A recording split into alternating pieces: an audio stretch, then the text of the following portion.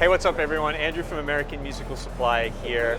I'm in the ASI Sensophonic booth with Dr. Michael Santucci. How are you doing? Good, thank you. Good. Yeah. And we were just having a little bit of a conversation about, I guess, the benefits of ASI Audio's technology and the technology you've developed.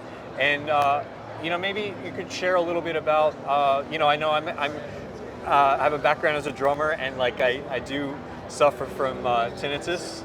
So, maybe you could talk a little bit about that and how your technology maybe can help prevent.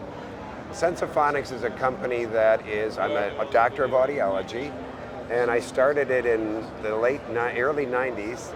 My first in-ear monitor was for the Grateful Dead, and all of our products are designed to keep people from losing hearing. That is our main focus. But of course, they have to sound good or else nobody's going to use them. So the challenge was to get something that's incredible sounding and still allows the person to, if they want to, protect their hearing. And so that's the biggest thing. The hearing mechanism itself, I was going to explain to you how it actually works. It's like a PA system. When you think about this thing on the side of your head, it's great for hanging earrings and glasses and now masks, but that's it. It really is more of a collector. And the way its shape is, it all funnels it to this hole. So, it's coming from here. And so it's a localization. That's all this is. You could chop it off, you hear it just fine. You just may not know where it's coming from, okay? The ear canal is a tube in your head. It has a resonant frequency, and it's right around, depending on the ear, between 3,000 and 6,000 hertz, and it adds extra energy. So when somebody plays too loud, those nerve cells get hit first, and we always see this big notch in that area when you start injuring. Okay. The sound hits your eardrum. Mr. Shure and Mr. Sennheiser and Mr. Neumann and all those guys copied the eardrum. Sound wave hits this diaphragm, it turns it into a vibration where you can now use it. So now this vibration, it goes through the three smallest bones in your inner ear that connects the eardrum to the inner ear hair cells. And then in your inner ear, called the cochlea, there's 16,000 hair cells wrapped around and frequency coded for each one's coded for every tune. So when the sound hits them, they send electrical impulses to your brain so you understand pitch in 1 millisecond. Wow. So it's pretty incredible. That is. But the design of hearing for humans, and the reason why we lose hearing is, even in biblical times, I don't want to get too far even beyond that, there was no loud sound.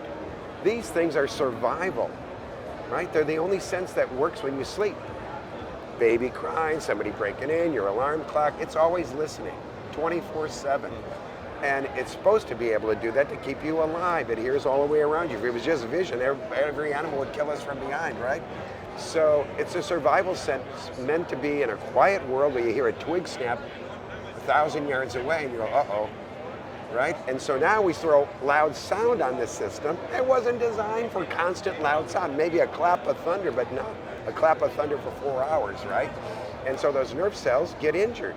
And once they're injured, they're not uninjuring, and there's no replacement. I can't go in and, like a speaker cabinet, I can't put a new cone in, you're just done.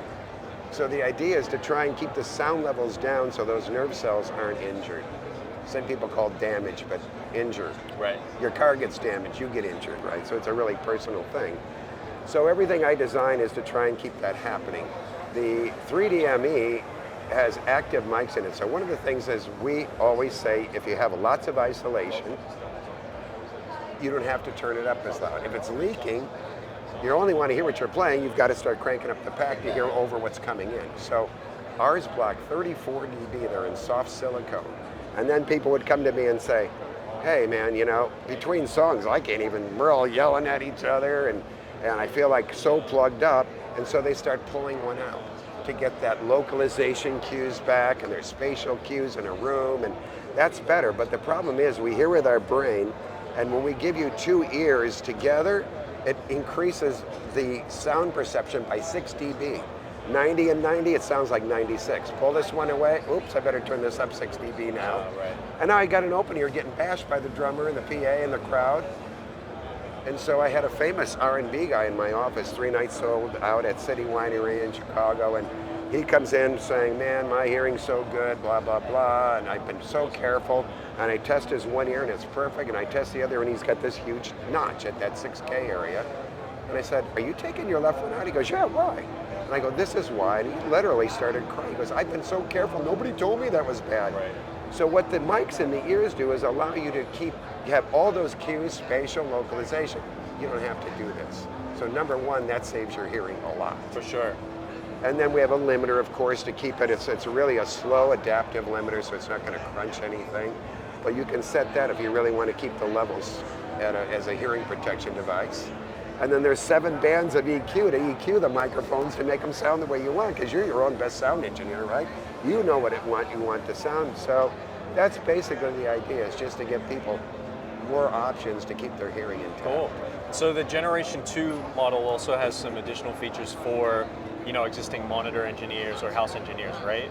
Yeah, well, here's what happened. The first model we came out with was really more for local bands, and so when you would change the EQ and the mic level, it could do it both ears, right, all the time, and it would also do it to your input on your pack. Because we figured, well, if you needed more gain at 4K, you're going to need it coming in from your belt pack, from the Shure pack coming in, so you could do both, but you couldn't separate them. So then the monitor engineers on the big shows are like, I don't want that going on, so I want to be able to separate them. So the new one allows you to either join them or separate them, so you can have your own mix going in. And we got longer battery life on it. It's rechargeable, so we're up to 8.2 hours. And it's also Bluetooth compatible, right? Bluetooth compatible. So you program the device via Bluetooth, and that's the only digital part of this process. And once it's programmed, you turn off your phone, you're done, right? And it memorizes that until you change it again. So every time you turn it on, it's going right back to that setting. If you're a jobbing guy and you're playing different gigs, you know, you got a jazz gig, and you're probably doing all kinds of different stuff. You have sets. Oh, this is my jazz setting. This is, you know, my teaching setting. Okay. Whatever, and it just goes right there, and you don't have to reprogram it. So the idea is, we want you to leave the app alone eventually, because your brain and ears will get used to it. Very cool. Wow. Awesome.